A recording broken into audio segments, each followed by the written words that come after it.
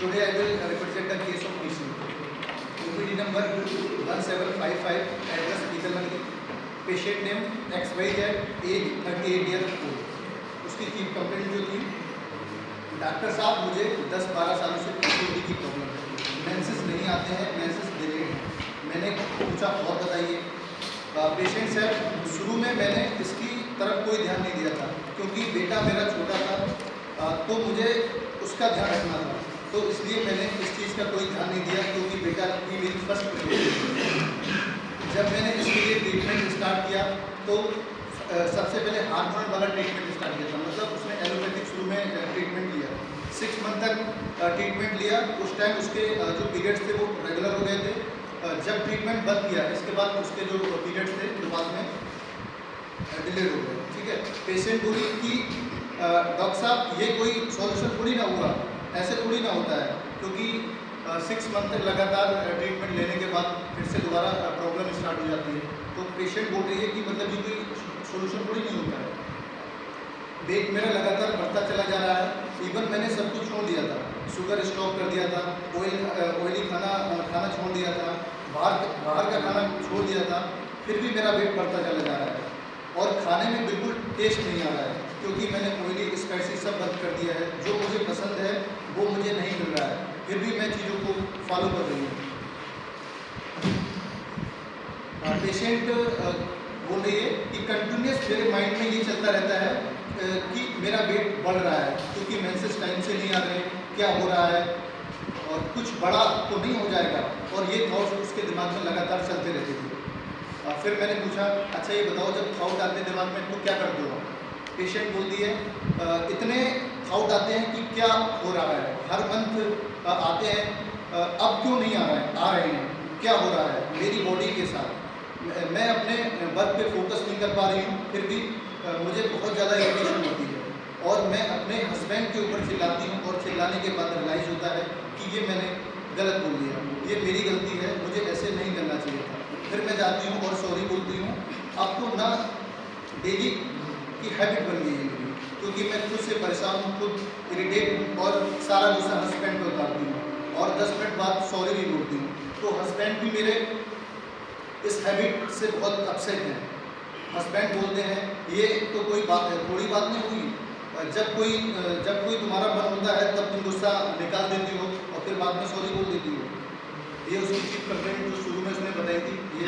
इसके बाद मैंने फिजिकल जनरल उसके लिए थे, अपीयरेंस उसका मेल था, हेयर डार्क थे, थर्मल उसका हॉट था, एपेटाइट नॉर्मल था, डिज़ायर साल्ट फूड की डिज़ायर थी उसे, यूरिन नॉर्मल था, स्टूल कॉन्स्टिपेटेड, स्लीपलेस कंडीशन क्योंकि कंटिन्यूस उसके दिमाग में थॉट्स आते रहते थे, स्पीड नॉर्मल थी, पर्सपिरेशन भी नॉर्मल था, थर्स्टी थी, बहुत पानी पीती थी बता रहे।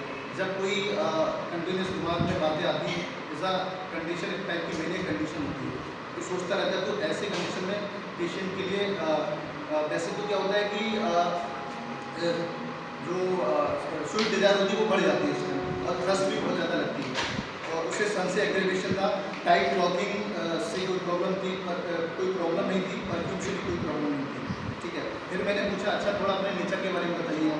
तो पेशेंट बोलती है मैं बहुत ही प्लान पर्सन हूँ, जो एक दिन की शुरुआत डायरी राइटिंग से करती हूँ। डायरी में पूरे दिन की प्लानिंग लिख लेती हूँ, मुझे 7 बजे ये करना है, 10 बजे मुझे ये करना है, इस तरीके से मैं प्लान करती हूँ, पूरा रूटीन डायरी में लिखती हूँ और टास्क मुझे फुलफिल करना ही होता है। अगर प्लान सक्सेसफुल नहीं होते तो मुझे इरिटेशन होता है और एंजाइटी भी रहती है और एंजाइटी लेवल बढ़ भी जाता है। शेड्यूल मॉर्निंग में स्कूल जाती हूँ और मॉर्निंग में बच्चों की क्लास सिखाती हूँ, मतलब बच्चों को सिखाती भी है, पब्लिक स्पीकिंग कोर्स भी बच्चों को उधर सिखाती है। इसके बाद पूरा शेड्यूल जो रहता है उसी के अकॉर्डिंग ही वो काम करती है। ठीक है, फिर मैंने पूछा इसके अलावा और बताइए आप। पेशेंट बोलती है मुझे लाइफ में कुछ अचीव करना है, लाइफ में ना इंटायर फैमिली में मैं एक ही सिंगल चाइल्ड हूँ, मतलब एक्सक्लूसिव है, एक सिंगल चाइल्ड है जिसने ग्रेजुएट किया है, मेरे अलावा और किसी ने नहीं किया है। मुझे लाइफ में ना बहुत कुछ अचीव करना है और ऐसे में घर पर नहीं बैठ सकती, मुझे अपना हर दिन प्रोडक्टिव बनाना होता है। जिस दिन मैं खाली घर पर बैठती हूँ तो अच्छा नहीं लगता, चाहती हूँ मेरा हर दिन प्रोडक्टिव जाए। और मैंने पूछा और बताइए इसके अलावा, तो पेशेंट बोलती है जब मैं 9th में थी तो 10th के बच्चों को कोचिंग देती थी, मतलब सेल्फ इंक्रीज।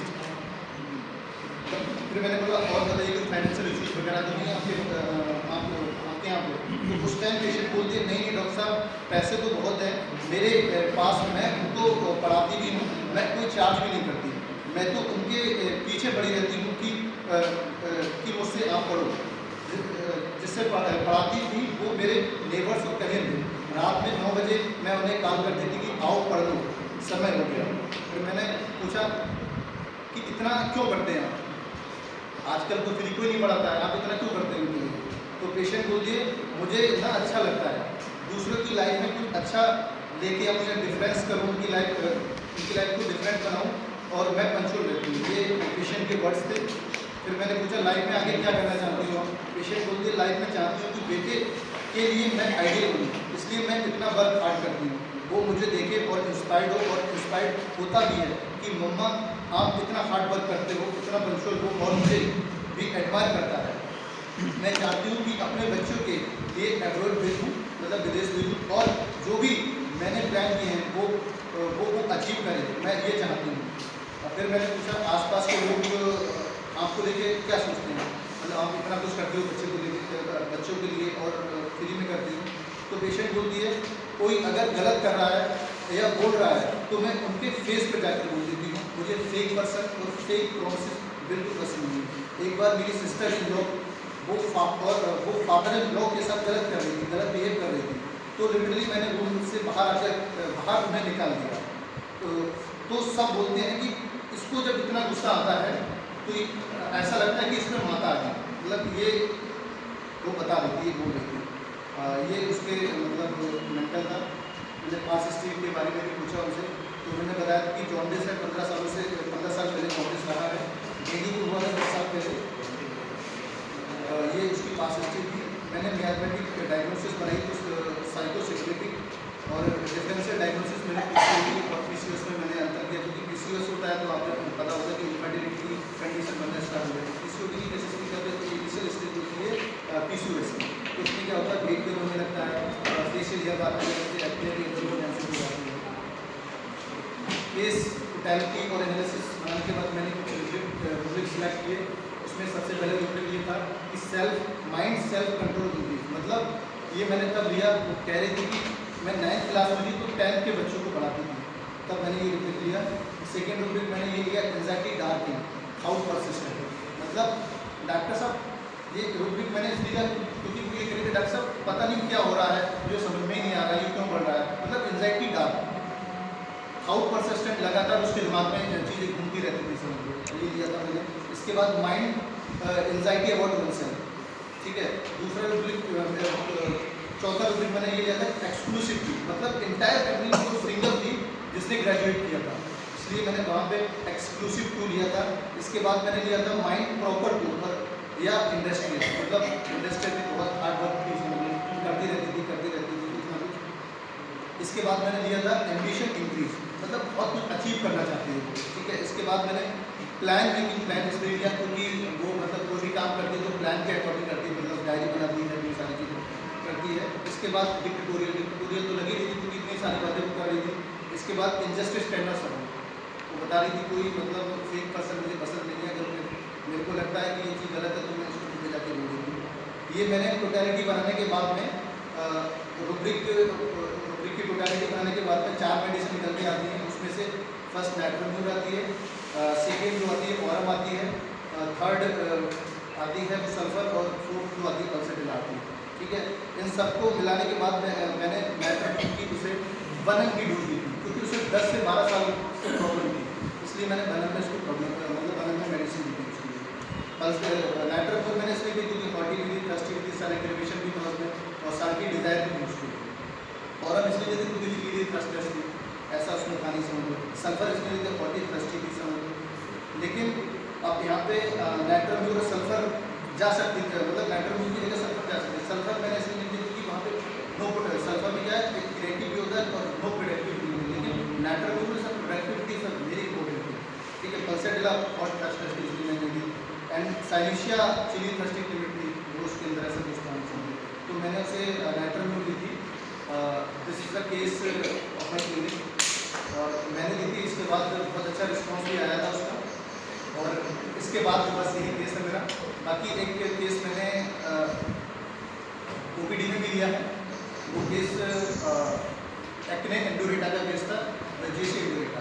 उसमें मैंने एज आ मतलब उसने जो प्रॉब्लम बताई, मतलब डिसअपॉइंटमेंट का केस था, और मैंने उसे सिंगल डोज बनल में, हालांकि बनल यहाँ थी नहीं नेटवर्क में, तो मैंने बाहर से लेके उसे नेटवर्क में दी थी पेशेंट के लिए। उसका मैं वीडियो आपके लिए दिखाऊंगा, ठीक है।